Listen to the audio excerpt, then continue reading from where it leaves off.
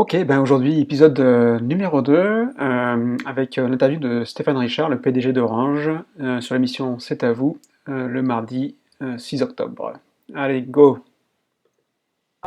Voilà, la 5G, parce que c'est aussi une technologie qui suscite beaucoup de défiance, on va y venir. C'est le grand dossier au niveau national de... Moi, ce que je souhaite, c'est qu'on ait on ait un déploiement qui soit à la fois urbain, bien sûr, parce que c'est là que les problèmes capacitaires se posent à court terme, avec la 4G. C'est-à-dire que la 4G ne peut plus supporter Non, et c'est d'ailleurs... les connexions, les demandes. Alors, ce qui est intéressant là, c'est...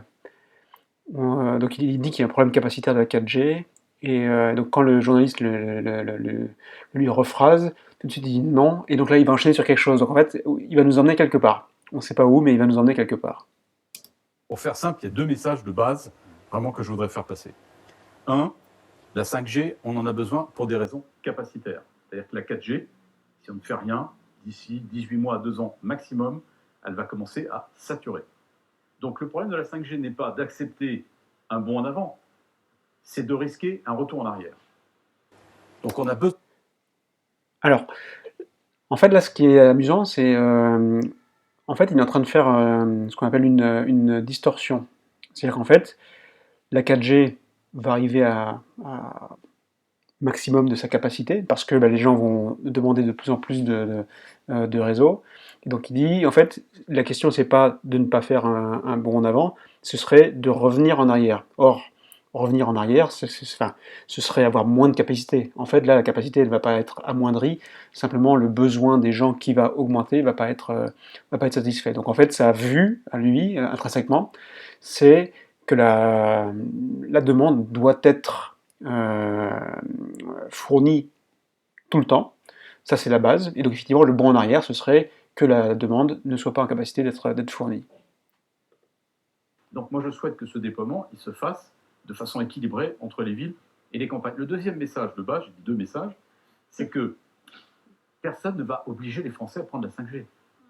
Donc là il a coupé, enfin, on voit qu'il a coupé la parole, hein, ou en tout cas il a anticipé la coupure de parole par le journaliste, puisqu'en fait il dit j'avais deux messages, et donc là il a son deuxième message qu'il avait prévu de livrer. On va pas, quand on fait la 5G, on ne va pas couper la 4G. Donc, moi je dis les choses très simplement. Si certaines personnes ne veulent pas de la 5G parce qu'ils sont adeptes de la sobriété numérique, vous voyez, je n'ai pas parlé des Amish, ou ce genre de choses, mais ils ne la prendront pas. Ils garderont leur 4G. Personne ne les obligera à prendre la 5G. Personne ne les oblige à prendre la 5G, mais personne ne va les... des gens, par contre, vont les obliger parfois à être à côté d'antennes. C'est ça qui peut poser problème à certains. Alors du coup, ce qui est amusant, c'est que donc là, du coup, son deuxième point, qu'il tenait à faire sans qu'on lui pose de questions, surprend le journaliste qui se retrouve un peu démuni et arrive difficilement à articuler son... pas sa contre-attaque, mais ce qui est sous-jacent quand même à la question de la 5G, c'est l'exposition de ceux qui ne la demandent pas aux ondes qui sont autour. Français qui craignent pour leur santé, qu'est-ce que vous leur dites à ces gens qui craignent pour leur Alors, santé? il y a aujourd'hui 25 000 en tête, je prends que les chiffres d'Orange, sur le territoire. La 5G, dans la première phase, c'est-à-dire dans les 3 ans qui viennent, ne va pas rajouter une seule antenne. Donc le problème qui est posé, c'est est-ce que les ondes que nous utilisons dans la téléphonie mobile sont néfastes pour la santé? À ce titre, ce que je peux simplement verser au débat, c'est qu'il y a à ce jour, on a fait le compte, 28 000 études qui ont été faites partout dans le monde, sur tous les pays du monde, sur la 5G. sur les ondes électromagnétiques. Ouais. Mais la 5G, ce sont des ondes. Ouais. La 5G en soi, c'est Alors là, il recadre le débat, puisqu'en fait, du coup, il dit la question, en fait, c'est de savoir si les ondes sont néfastes pour la santé.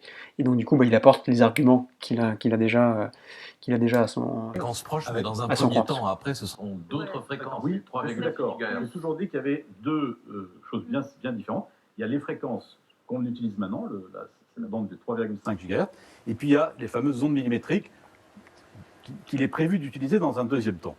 Mais au-delà de ça, qu'est-ce qui émet des ondes autour de nous? Vous, messieurs, dames, la télévision, depuis 100 ans, les fours à micro-ondes qu'on a dans nos cuisines, dont on dit que c'est pas... le soleil, où on se bronze, qui sont bien plus toxiques, je pense, que les ondes de la téléphonie mobile. Ça, tous les médecins le disent. Donc, la grande... Bonne généralisation. les ondes électromagnétiques du soleil qui sont bien plus néfastes que les ondes de la téléphonie mobile. Tous les médecins le disent. Donc ça, c'est imparable, hein, puisque tous les médecins le disent. La difficulté de ce débat, c'est de lui donner un peu d'objectivité, de se baser sur des travaux qui ont été effectivement conduits. 28 000 études ont été faites pour vérifier. C'est central cette question aujourd'hui. Alors, ça fait quand même 2 fois qu'il insiste sur ces 28 000 études et qu'il ne donne aucun indice de savoir quelles étaient les conclusions des études. En fait, donc il y a 28 000 études qui ont été faites au sujet des ondes électromagnétiques et de leur impact sur la santé, quand même. Donc c'est pas rien. Et en même temps, on ne conclut pas sur la question de la nocivité ou non de ces ondes. Ce qu'on peut noter, c'est cette omission de cette partie de l'information. C'est-à-dire qu'on donne une grosse information chiffrée, qualitative, qui semble indiquer que tout est OK, parce que 28 000 études existent. Ça voudrait dire que la conclusion est naturelle. D'individus sur la planète qui utilisent un téléphone mobile, c'est quand même important. Donc vous pensez bien qu'on ne se réveille pas aujourd'hui en se demandant s'il y a un problème avec les ondes. J'ajoute que ce qui est important, c'est la puissance d'émission des antennes, pour les gens qui habitent près des antennes. Là, je rappelle juste 3 chiffres. Le seuil maximum d'expression qui est fixé. Donc pour conclure, donc là on le rappelle un peu à l'ordre parce que donc du coup il fait son argumentaire, hein, et donc on lui explique qu'il va falloir l'OMS, être plus rapide. Volts par mètre. Nous sommes en France en moyenne à 6 volts par mètre, et la réalité de l'exposition que n'importe quel passant dans une rue subit, c'est 0,5 volts par mètre. Donc on est à... Alors, j'espère que tous ces chiffres parlent à tout le monde. Ce que ça dénote, c'est qu'en fait, il a une propension à avoir un cadre de référence externe sur lequel il s'appuie. C'est-à-dire qu'en fait, il va pas dire « je ne fais pas de mal » ou « je fais du bien », etc., peu importe. Il dit « voilà, l'OMS dit que c'est ça, nous on est à ça, et là on est bien en deçà de ça, donc voilà, c'est OK. » C'est à vous et bientôt la 5G. Alors, pour récapituler un peu tout ça, moi ce que je note, c'est quand même cette belle distorsion qu'on a eue en disant voilà, on va avoir un problème capacitaire de la 4G, et donc ça va être un retour en arrière. Voilà, donc ça c'est quand même une distorsion assez intéressante. Et puis après, de manière plus générale, si on parle un peu des métaprogrammes, je dirais que Stéphane Richard étaye beaucoup ses arguments avec des chiffres très précis. C'est assez agréable parce que donc, du coup on sent qu'il maîtrise son domaine. En même temps ça nous noie, nous, sous l'information. Donc en fait, son focus en termes d'attention, il va se porter sur l'information plus que sur les personnes, les actions, les choses ou les lieux. Donc il est plutôt orienté information. Plus la question de son système de référence externe comparé à un système de référence interne, puisqu'en fait du coup il en appelle à des tiers externes pour justifier la manière pour justifier ses décisions. Voilà, j'espère que ça vous aura plu, et puis je vous donne rendez-vous à demain.